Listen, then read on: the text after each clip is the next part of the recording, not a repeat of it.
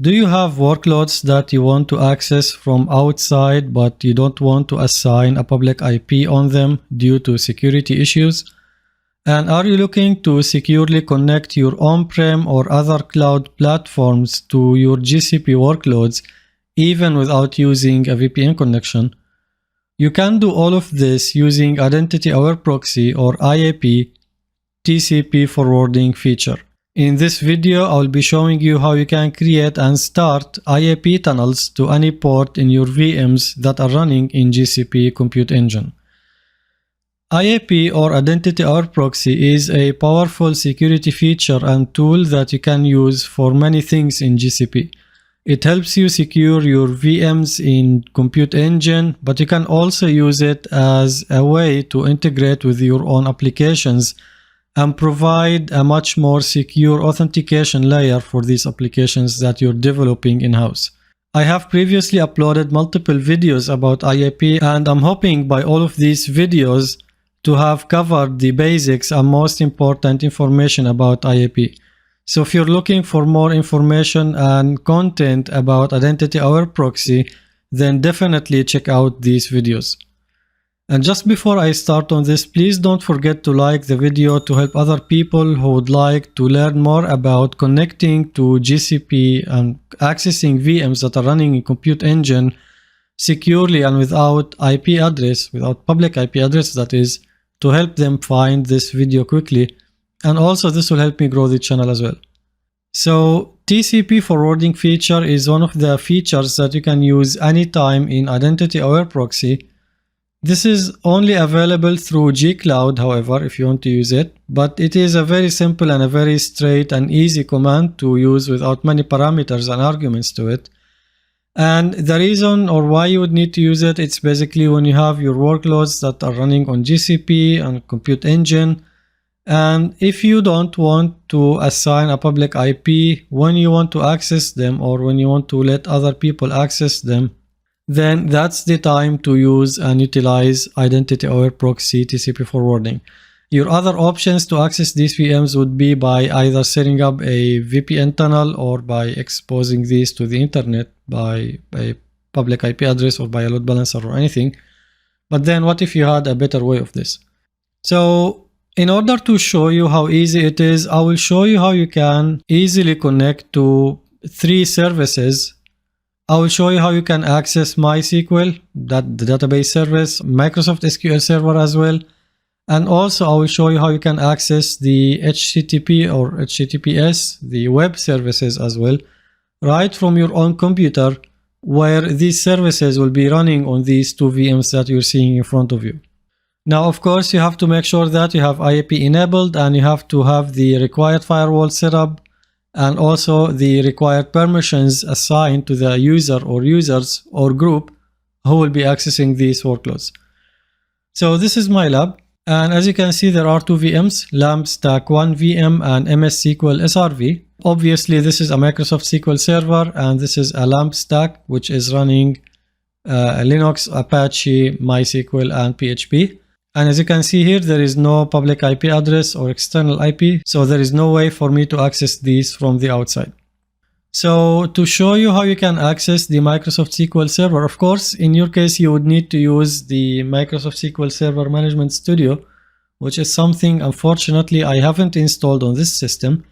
But then I will demonstrate the accessibility using Telnet, which is basically the same way or same idea of doing that through the of course, the Microsoft Management Studio, where you have to type the database IP, the database server IP, the username and password, and then connect. So all I have to do here is I need to open command prompt. And as mentioned, because this is done through gcloud, so you have to do it through command prompt. And the command is gcloud. First of all, let me confirm the project that I'm in. Just listing the VM so that I just check what is the project that is active for me. So I am on the correct project. And the command to initiate the IAP tunnel on the MS SQL Server VM, it's called, or it is gcloud compute start IAP IAP tunnel. I don't know how to write today. And then you type the instance name, which is in this case MSSQL SRV.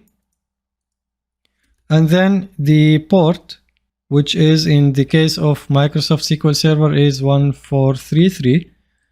And then -- localhost port, and then equals, and again I'm doing this from my own system, so I'll type localhost, then colons, and then the port. And just to make it relevant and easy, I will do it on the same port as well, so 1433. And then just out of making sure you don't get any error or anything, typing the zone equals Europe West 1B for this one.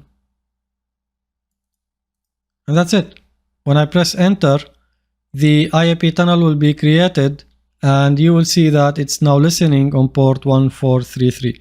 Now in your case, you would launch the Microsoft SQL Management Studio, type the localhost in the place of the database name or the database server address. Just type localhost or 127.0.0.1, and then you will be able to connect. In my case, I will show you through telnet as well. So telnet localhost and then 1433.